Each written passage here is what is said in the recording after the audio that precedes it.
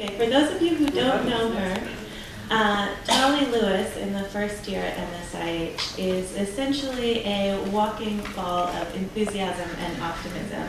And tonight she is here to talk to us and teach us how to live, think mentally.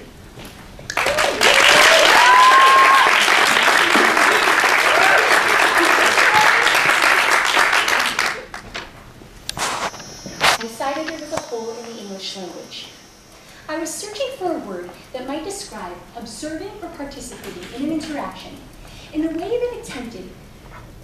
that attempted to understand on a profound level where the other people involved were coming from. Judgmental didn't work for obvious reasons. Non-judgmental was a bit too passive. Being thoughtful or mindful didn't go far enough. And being empathetic involved too much insertion of the self.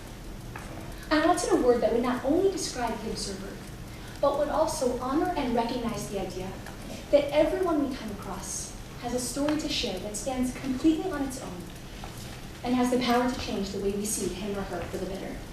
I wanted a word that would describe my ideal way of viewing the people in our lives.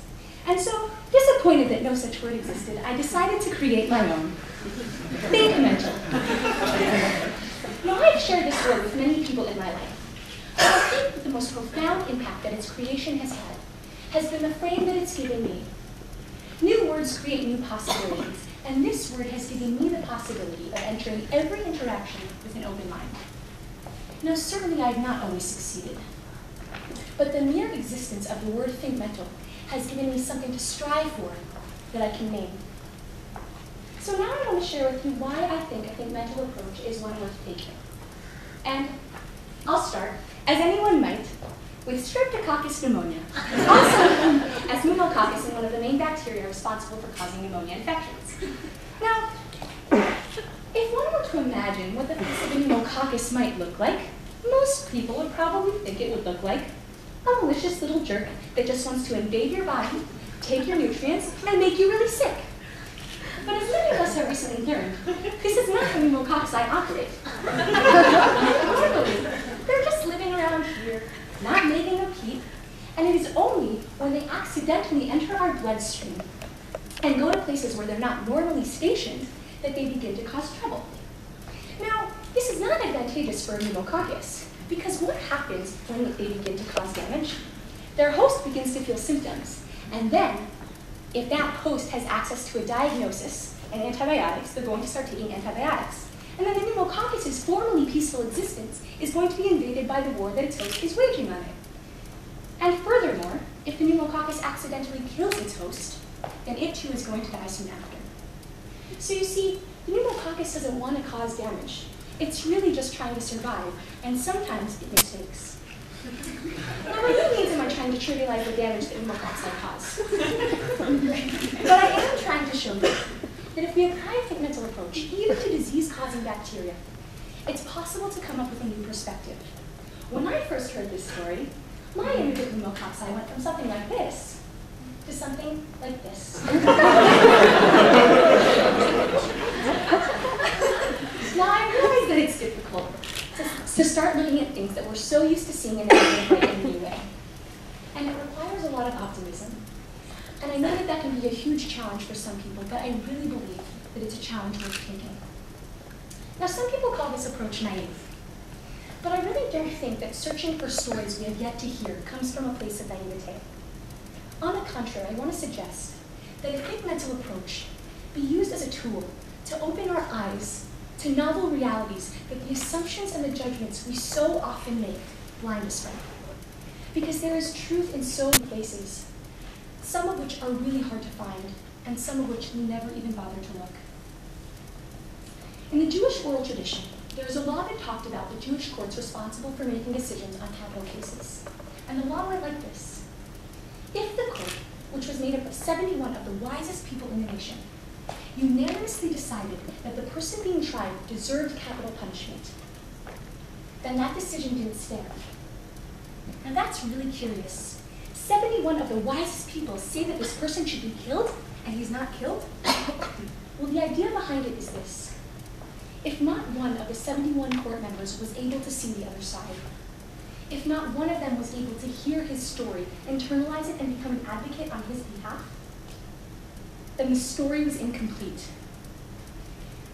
Now, this intriguing piece of religious legislation is assuming that no matter how reprehensible one's actions may be, even if that person is being tried for a capital crime, there is always another side to the story. And if that side is missing, then any decision based on that evidence is incomplete. David Feig, a criminal defense lawyer, takes this idea a little bit further in an article he wrote in 2001 entitled "How to Defend Someone You Know Is Guilty." He starts off the article by talking about one of his clients, a homeless crack addict with a 30-page rap sheet and charged with attempted robbery. He talks about how he really came to love this man and how that happened with so many of his other clients. And as an explanation of the article's title, "How to Defend Someone You Know Is Guilty," he wrote the following. It's as simple as this. I care about the person I know. In most cases, the complainant is an abstraction to me. My client, on the other hand, is very human and very real. It is his tears I see, his hand I hold, and his mother I console. I know my clients like no one else in the system. I empathize with my clients the way everyone else in the system empathizes with the complainants. Feig is saying here that because of the access he has to his clients' lives, because he is able to interact with them and their families, he is able to view these people who are so often villainized by everybody else in a totally new way and even come to love them. And in response to the accusations that he is being naive by taking this approach, he writes this: I don't lack imagination or willfully close my eyes to another's suffering. Rather, the reality of my clients, their suffering, their fear, is more vivid to me than that of the victims. We see different truths depending on where we are coming from. So maybe being thinkmental doesn't make us see something that isn't there. Maybe it makes us see something that is there that we wouldn't be able to see otherwise, and that can change things for the better. I don't think that the idea that I'm trying to convey is such a novel one, but I think that it requires reinforcement because of how difficult it is to actually put into practice. To be thinkmental is to recognize that less obvious truths exist and open ourselves up to them by acknowledging that everyone has a story to share.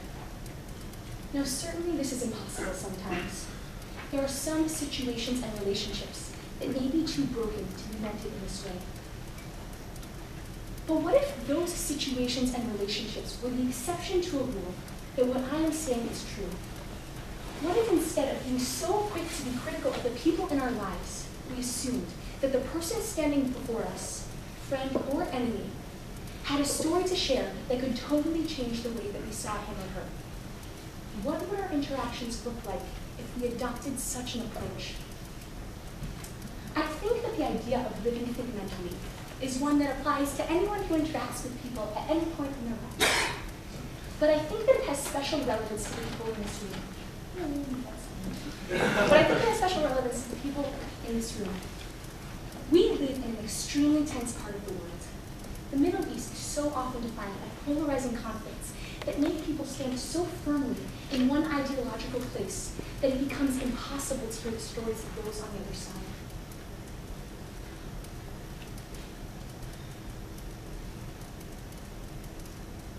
But what if instead, what if at the level of personal interactions, we were able to view the people on the other side, we were able to see their potential perception-shifting stories, the people whom we most fervently disagree with? What if we humbled ourselves and said, maybe there is more to that other side? I realize that expecting that this can be done on a large scale is a huge challenge. But I'm a dreamer, and I think just as new words create new possibilities, so do hopeful visions. And so I want to end with a blessing for all of us.